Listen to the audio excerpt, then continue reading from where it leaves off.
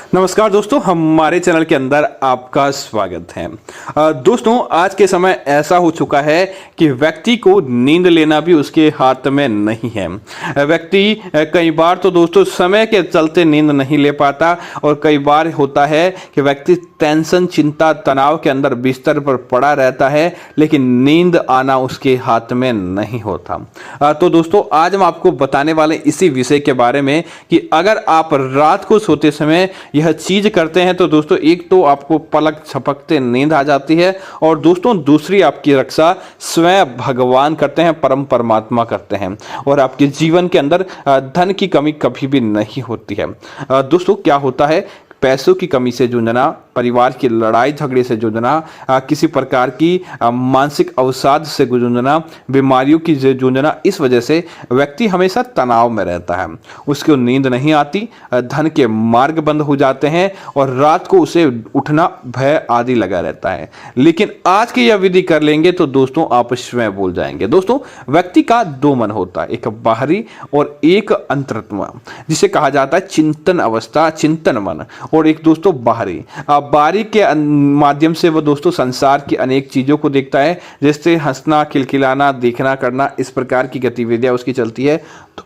तो अंतन मन दोस्तों परमात्मा से जुड़ा रहता है। तब आप बाहरी मन को, चिंतन अवस्था को आप जब उसको शांत कर देते, जिस प्रकार कंप्यूटर का सिस्टम बंद करते हैं, तब अंतर मन परमात्मा से जुड़ जाता है। तब आप अपने मन की सुनते हैं और मन की आवाज करते हैं जो भगवान की होती है।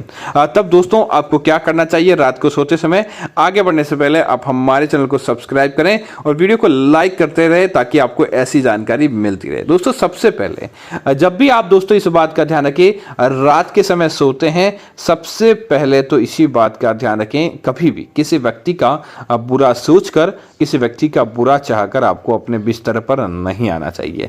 आप किसी व्यक्ति की रात को सोते सोते ही किसी व्यक्ति को नुकसान पहुंचाने की सोचते हैं, किसी व्यक्ति का घर बर्बाद करने की सोचते हैं, या किसी व्यक्ति से झूठ बोलकर आपको कभी भी अपने बिस्तर पर नहीं आना चाहिए। अगर आप ऐसी गलती करते हैं तो दोस्तों निश्चित है आने वाले दिनों के अंदर आपका नुकसान होना या आने वाले दिनों के अंदर आपको लड़ाई झगड़ा होना।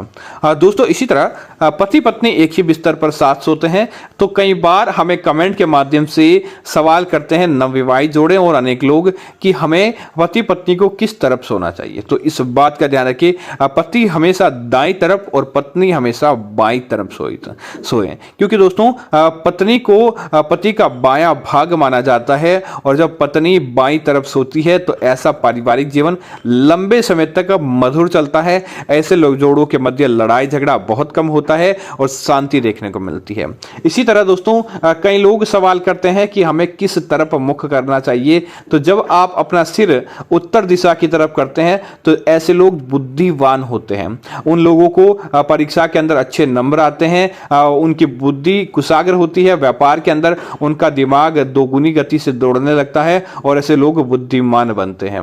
दोस्तों, इसी तरह जब आप पूर्व दिशा की तरफ मुख करके सोते हैं तो आपको आपकी पुरानी बातें याद आती है, पिछले समय की चीजें याद आती है और कई बार आपको ऐसी चीजें देखने को मिलती है कि आप कल्पना भी नहीं कर पाते। लेकिन दोस्तों आप ऐसा करके सोइए तो निश्चित तौर पर आपकी बुद्धि के अंदर आपको फर्क पड़ता है। तीसरा जो कहते हैं पश्चिम दिशा की तरफ, पश्चिम दिशा की तरफ मुख करके सोने से आपको व्यापार बढ़ता है, आपके धन आने के मार्ग प्रस्तुत होते हैं, आपको गड़े धन की भी प्राप्ति हो जाती है और माना जाता है कि पश्चिम दिशा की तरफ मुख करके सोने से आपको आने वाले समय के अंदर अच्छी समाचार देखने को मिलते हैं। लेकिन दोस्तों दक्षिण दिशा की तरफ आपको सिर करके, आपको दक्षिण दिशा की तरफ मुख करके भूल कर भी नहीं सोना चाहिए। दक्षिण दिशा प्रेतों की दिशा मानी जाती है। दक्षिण दिशा की तरफ मरे हुए प्राणी, इस संसार को छोड़ चुके प्राणी और नकारात्मक शक्ति निवास करती है। इसीलिए दक्षिण दिशा की तरफ आपको कभी भी अपना मुख या अपना सिर करके नहीं सोना चाहिए। दक्षिण दिशा की तरफ आपको हमेशा अपने पैर ही रखने चाहिए। दोस्तों बात करते हैं कि आपको कौन से मंत्रों का जाप करना है, क्योंकि हमने टाइटल के अंदर ही आपको यही बताया था। तो दोस्तों आप सबसे पहले रात को सोते समय आप अपने इष्ट देव को याद कर ले, जो भी आपके इष्ट देव है या जिनकी आप सर्वाधिक पूजा पाठ करते हैं, सबसे पहले आपको उन्हें याद कर लेना चाहिए और उसके बाद आप मन के अंदर मंत्र बोले, गायत्री मंत्र। दोस्तों दोस्तों इस बात का विशेष ध्यान रखें, गायत्री मंत्र को आपको अपने मन ही के अंदर ही बोलना है, क्योंकि यह वैदिक मंत्र है और इस वैदिक मंत्र का अगर आप अपनी आत्मा से जप करते हैं, अंतरात्मा से इनका पाठ करते हैं, तो यह मंत्र बहुत ज्यादा सिद्ध और सफल होता है। इसीलिए आप गायत्री मंत्र को अपने मन ही मन जाप करें, न कि आपको अपने मुख से बोलना है।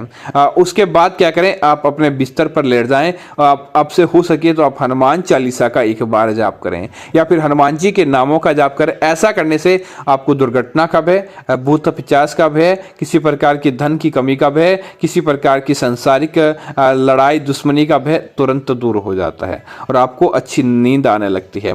अब दोस्तों इसी तरह कई लोग सवाल करते हैं कि उनके कब सोना चाहिए, तो आप इस बात का ध्यान रखें, जो व्यक्ति रात को 9 से 11 बजे के बीच अच्छी निंद्रा ग्रहण कर लेता है, उस व्यक्ति को भाग्यवान माना जाता है, उस व्यक्ति को इतिहास रचने वाला माना जाता है। लेकिन ऐसा नहीं कि सुबह आप देर तक सोते रहे। सुबह जब ब्रह्म मुहूर्त के समय या सुबह 5 से 6 बजे के बीच जो व्यक्ति उठ जाता है, उस व्यक्ति को अच्छा ही माना जाता है।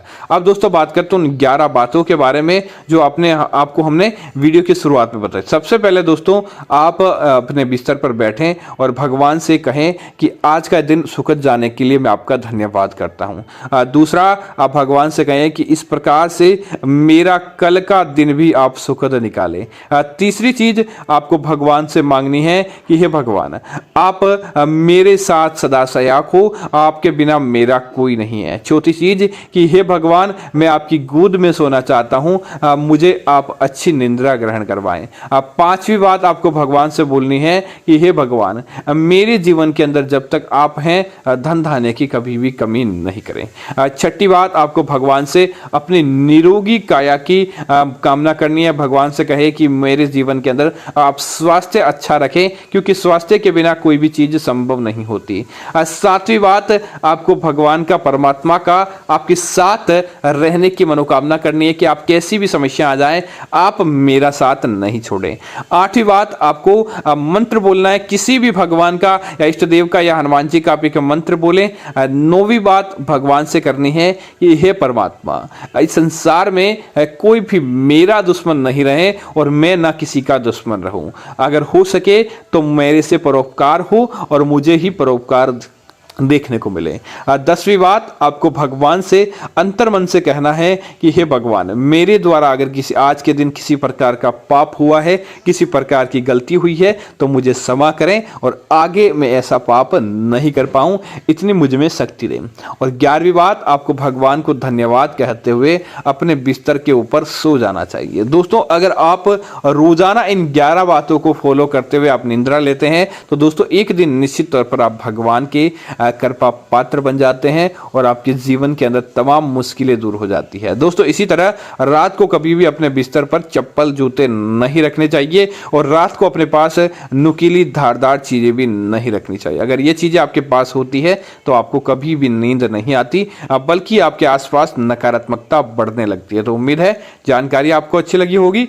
ऐसी अन्य जानकारी देखने के लिए आप हमारे चैनल को सब्सक्राइब करें और साथ ही साथ वीडियो को लाइक और शेयर करना ना भूलें, ताकि ऐसी जानकारी आपको मिलती रहेगी। धन्यवाद मित्रों, जय श्री राम मित्रों।